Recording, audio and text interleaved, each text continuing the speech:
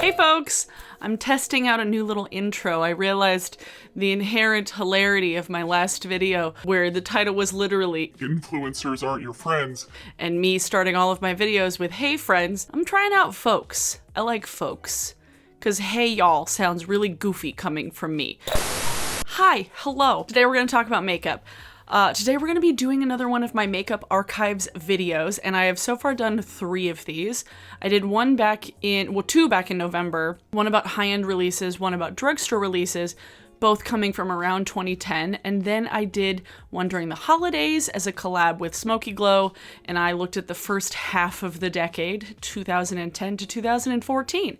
So today, we're taking on the next year of releases, 2011, and I'm featuring some drugstore, some high-end. This was the heyday of MAC having so many releases. Like, I didn't even include all of MAC's releases in this, but the sheer number of releases that I do talk about is gonna show you that MAC was the original ColourPop. I mean, it wasn't like 2 palettes a week, or 2 palettes in 2 days, but it was like several collections per month.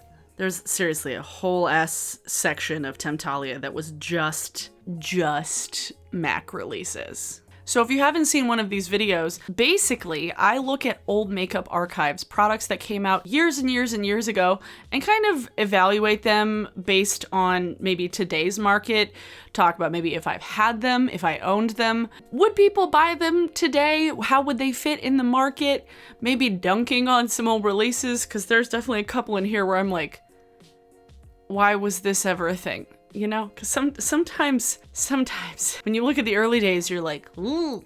I think we started out the last one with an Urban Decay palette, so we're going to again. Wow. Because apparently every year Urban Decay had to have a diorama palette. This was their Book of Shadows Volume 4, and it was another one of those drawer palettes with 3D things and a bunch of eyeliner, eyeshadow primer, maybe a mascara, I'm not sure.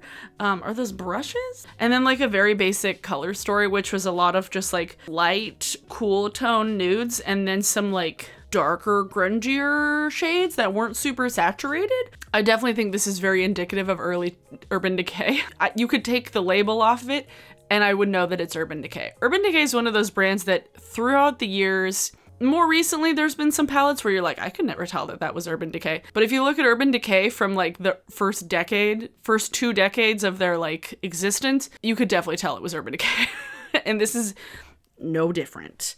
Complete with our smartphone ready get the look tutorials and a pocket-sized speaker? Get your beauty on to your favorite beats. Oh, get your beauty on to your favorite beats. I'm like, What? That's so funny that they released a palette with a speaker. This was before tutorials had reached their like peak on YouTube. So this was when brands were still like, oh, well, we can also do this, and not realizing the potential of like makeup YouTube at the time. That's hilarious. Crossover into the virtual dimension of beauty with a portable speaker, a USB cord, audio cable, and get the look QR card. A veritable Willy Wonka experience for makeup enthusiasts. I don't know if I want that. I don't know if I want to like go down a river of liquid lipstick and then get sucked into a lipstick tube. I don't want that. Who wants that? Isn't that special? Next. We have a MAC collection. Here we go. Here's the first of many. MAC actually did a really cool collab in 2011. It was their Bloggers Obsessions collection where they took different beauty bloggers. So they had Karen for Makeup and Beauty blog, Christine from Temptalia, and then a handful of others that I didn't necessarily follow. So I guess with this collection, no one loves MAC more than a beauty blogger. Well, yeah, because MAC gave so much content for people to write about.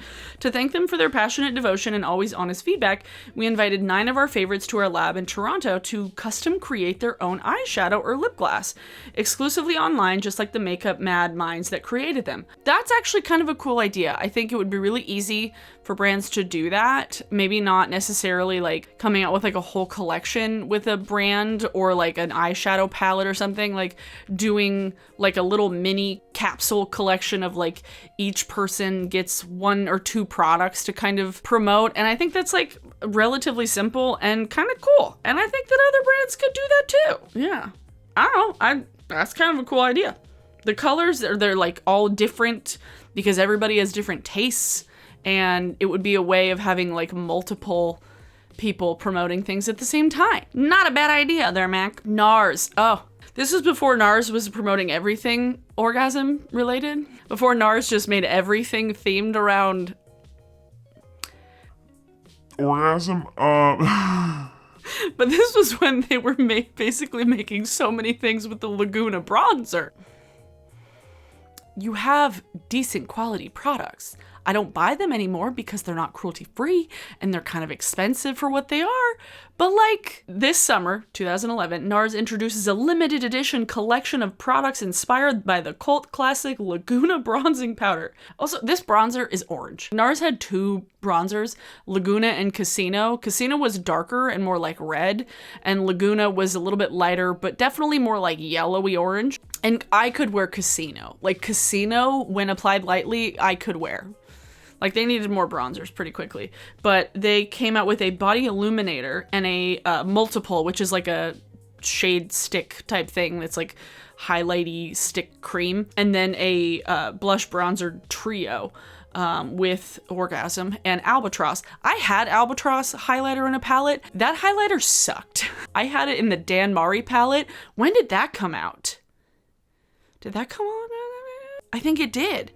Dan Mari palette, holy shit, that totally did. Because I got it for myself, and I also got it for my friend Lena when we did a makeup swap. And because she's in the UK and I was here. The Dan Mari palette, oh, what a cult classic. I had that for way too long.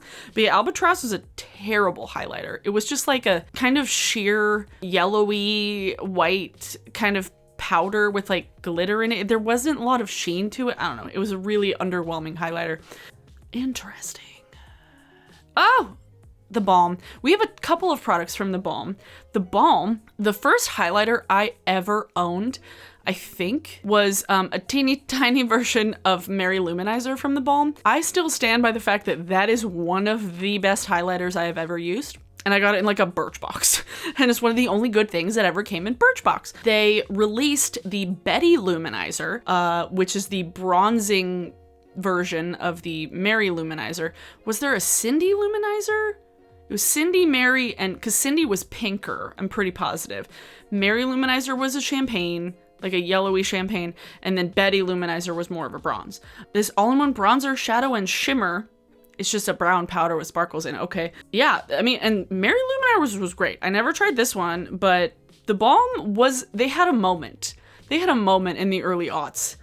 Not so much anymore, but. And then they also released Frat Boy blush, which also I never had, but always looked very good. I feel like their branding and their packaging was always really streamlined at the beginning, and then it just got kind of clunky like a couple years after this, where I'm like, what are you guys even trying to do? You know, so many men, so little time.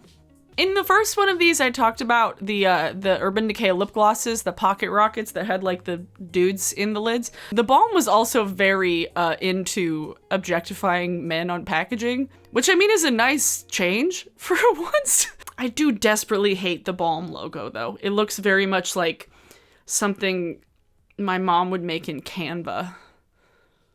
Next, oh boy, more MAC. MAC, this was the flower or fashion flower. This was also a time when I was utterly obsessed with coral lipsticks. I feel like so many people were obsessed with coral lipsticks. Had they released Party Parrot yet? I don't know. They had, it was a bunch of like pastel-y kind of springy shades, but this shade Ever Hip was a bright, like a light coral shade, like a white base coral shade. So it was, Look. I never got it, thankfully. This was another one of their collections where it was just giant. We had 4 lipsticks, 2 beauty powders, 6 eyeshadows, some eyeliners, a lip gelée. Oh yeah, lip gelées. They had mint green lipstick. This was also an era when MAC would put out some of the weirdest lipstick colors just because of the theme. And honestly, they were good at doing themes back in the day. Now, not so much. Yeah, this Everhip lipstick I was so into, but I never ended up buying it. That's so funny. I mean, this was, again, the era where MAC lipsticks were like the GOAT, the be-all, end-all. MAC lipsticks were like the best formulas within the beauty community. Everybody was like, their MAC lipstick collections were massive. I had a big MAC lipstick collection. I had a problem at one point, but didn't get anything from this collection. But seriously, coral lipsticks? Oh boy. Which I'll just go to the next one. Surf Baby. Oh boy, Surf Baby. This was also summertime. That was spring summer. This was summer. There were two massive collections between like April and July. So they had 4 lip glosses, crushed metallic pigment stacks. Who are we? Melt? Eyeshadows, single eyeshadows, nail polishes, eye pencils, pigments. Oh, I have melon pigment. Oh my God, I have that too. Bags, sun tints, skin sheen. It's a weird word. Bronzer stick, bronzing powder, pressed powder, and a brush. Oh my God, that's so many products. But their summer collections were coveted, massive, hyped up. But I had a couple of products from this. I had melon pigment. I think I still have melon pigment, honestly, and it still works. Like, it's fine. It's like a goldy peach. But hibiscus was a bright orange coral shade, and let me tell you, this I had this lipstick for so long. I remember it was probably like 3 years ago. I brought it to a MAC store at one of the malls in Seattle, and I did a back to MAC. And I know some people actually don't know what back to MAC is whenever I mention it. MAC has a program that if you bring in 6 empty containers, whether they're lipsticks, eyeshadows, like face powders, they will recycle them and then give you a free product. I think it's usually a lipstick. I don't know if they do other things. I've gotten lipsticks. I've gotten it twice before, and it's a way just to encourage recycling, which I think is actually really cool. Like, I don't buy from MAC anymore, but if I were to declutter things, I would empty out some of the lipsticks, bring them back to MAC, and be like, I'll get a free lipstick.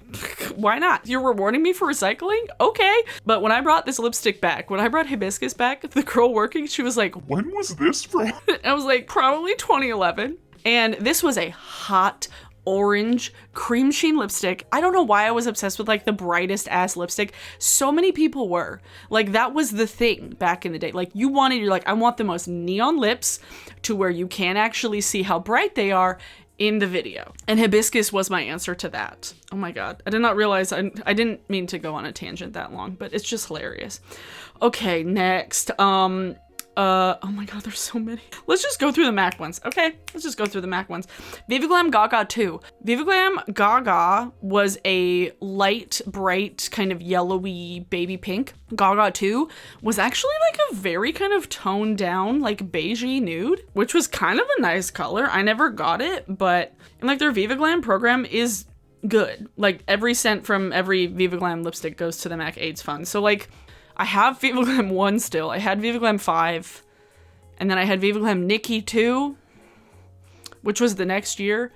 Oh boy, that we'll get to in another month or so. I mean, it's a warm nude beige. It's a little light for what people I think are wearing now, but I don't know. Pre-House Labs. What a time. What a time. Wonder Woman. In 2011, MAC came out with the Wonder Woman collection, which is so funny because 10 years later, the Wonder Woman film, 1984, came out. I have not watched it yet, but I've heard very mixed reviews. But this collection was actually very cute. Like, everything was kind of big. Like, they made the products a little bit larger, but they had some re-promotes of lipsticks. They had a Heroine. Wait, was this the first launch of Heroine? No. Wait, this is a different... Wait a minute. Bronze? Heroine was a purple lipstick. What? You scoundrels. You named a different product the same name. Oh my God. That's the problem when you come up with so many damn collections. You run out of names to where you name 2 different products the same name. Lip gloss, mascara. They had a blue mascara called The Mascara. Eyeliner, nail polish, a lash, eyeshadow quad, more eyeshadow quads. Yeah, these were $40 eyeshadow quads. Jesus Christ, $10 an eyeshadow. MAC eyeshadows are so overpriced. From my experience using MAC eyeshadows, they are ridiculously overpriced. Just saying. This proves, Mac, you can do fun collaborations with intellectual properties. Why can't you anymore? The packaging was cute. It was like very comic booky, and it had like the pop art comic look with the packaging. Like, they really used to go all out. It's kind of sad now, honestly. Kind of sad. Benefit, their Real mascara came out in 2011. I owned that mascara in a tiny size that I got from Sephora in the little like end cap things where I was waiting in line, and I was like, oh, that's a cheap mascara. It was fine. It wasn't like the best mascara in the world. It didn't bother my eyes, but it wasn't enough for me to go buy it full size. But it stuck around. It's one of like Benefit's only products that they really promote much anymore, because Benefit has turned into a lash and brow company, and that's pretty much it. Which, I mean, like, if they want to stay in that lane, then stay in that lane, but stop putting out mediocre blush palettes. Hello. Their Real mascara, I mean, did you guys still use that? Did you guys use that mascara? I used it. It was fine. Yeah, Benefit, they're Real. What? Next, More the Balm. More the Balm. This was the first iteration of the Meet Matte palette. After this, they came up with the Meet Matte Nudes, where it was just all nude shades. But this palette, when I tell you this, oh my god, this color story gives me blue Suburban. It gives me dad in his khakis driving his minivan to work. This gives the most bland office supplies color story. Oh man. It's such a weird and funny idea to have like a palette all with different colors named after like Matts. Matt Smith, Matt Gallagher, Matt Ramirez, Matt McDonald, Matt Horowitz, Matt Chung, Matt Batali, Matt Schilling, and Matt Patel. Brush included. Wow, that's exciting. It's just a 9-pan, like teeny tiny palette. I remember seeing the Balm products inside TJ Maxx all the time. All the time. I mean, they had like a bunch of perfumes at TJ Maxx, but like the Balm was there a lot. And this palette was no different. I never had this. I know I had a palette from the Balm. It was like a 9-pan that was round. Like the shades, the shadows were round, but I don't remember what it was called. But it wasn't one of this.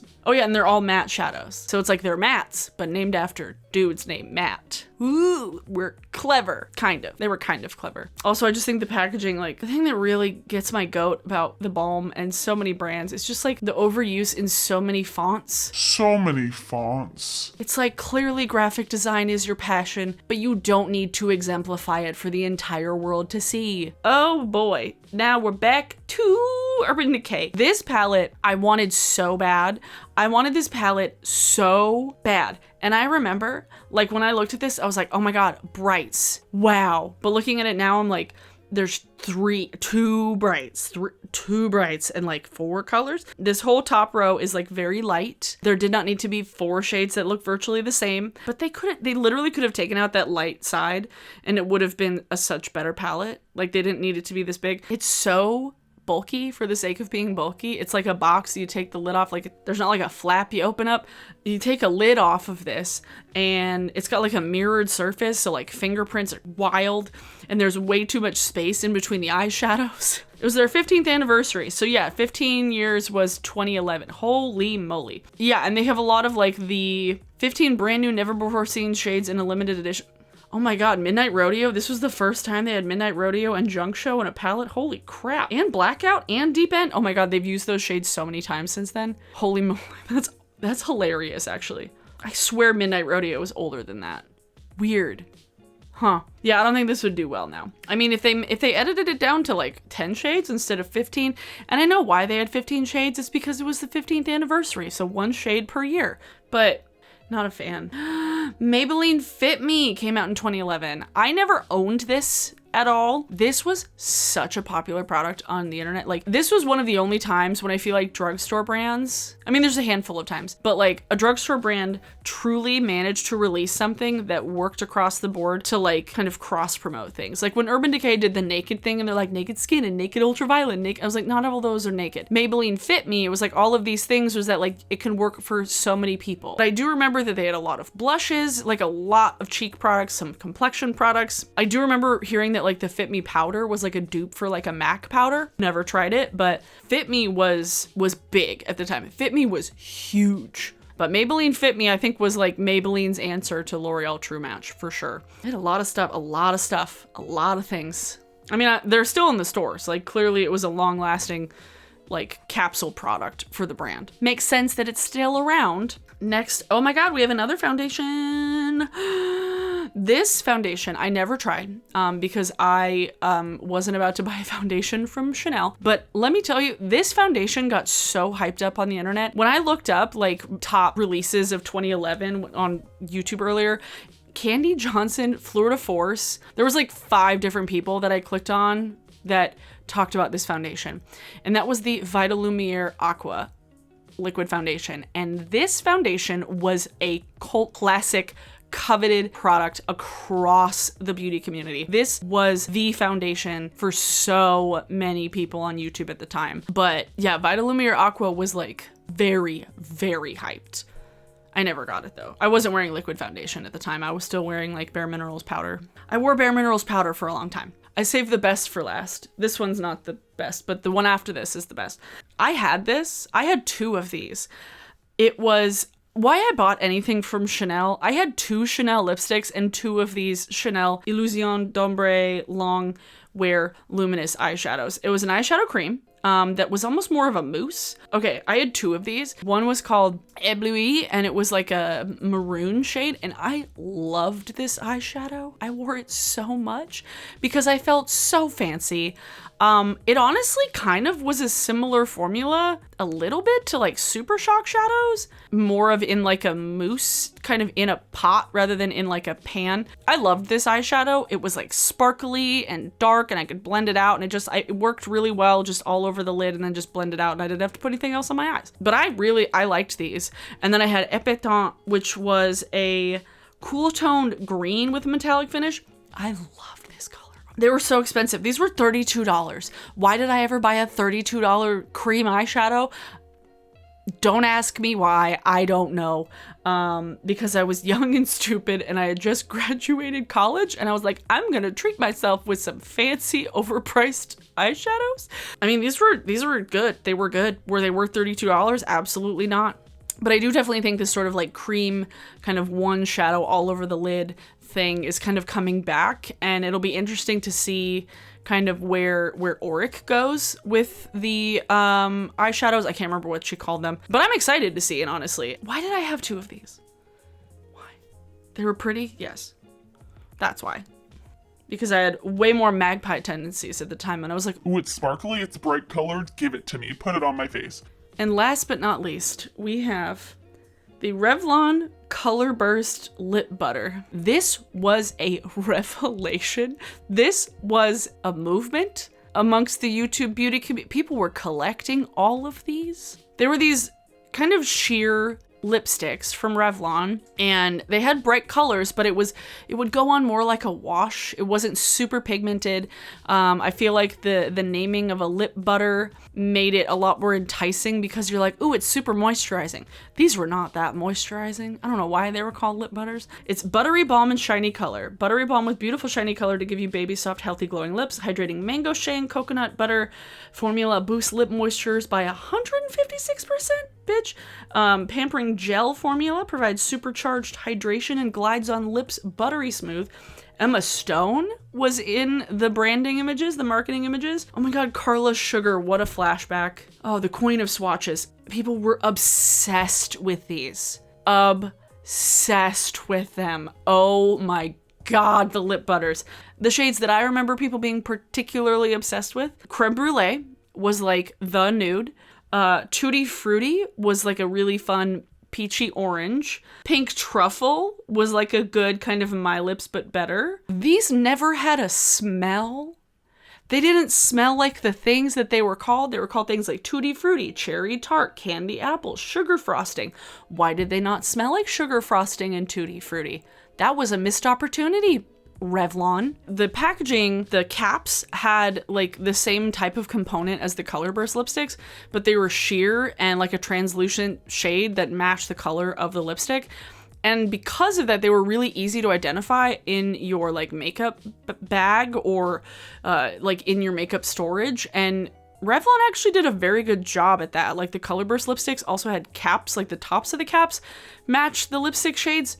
Why more brands don't do this, I don't know. I feel like it's just an easy thing to do. And those lipsticks, like the Color Burst lipsticks were good. Like they were really good. Why they didn't get more hype, I don't know. Anybody remember the lip butters? If you were around YouTube, makeup YouTube, or even like into beauty, drugstore beauty at the time, you remember the lip butters. What a time it was. That was the last product. That was the last thing we're going to talk about in today's video. I'm going to have a ton of footage to edit down because I filmed for a good 50 minutes. I talk too much. Let me know in the comments down below if you tried any of these products, if you remember any of these. Please share in the comments because I think these are some of the most fun comment sections to read because people are like, oh my God, you reached into the deep recesses of my brain. The fact that it's 10 years ago. For today's song of the day, I don't know. So I'll put it on the screen because I have no idea what the song of the day is going to be, and I'll pick it before I publish the video. So yeah, check out this song once I put the link in the description and figure it out. If you like this video, please give it a thumbs up. It would be much appreciated. I will continue to do these every month because I think they are very fun. And if you are new here and would like to see more of my content, hit the subscribe button.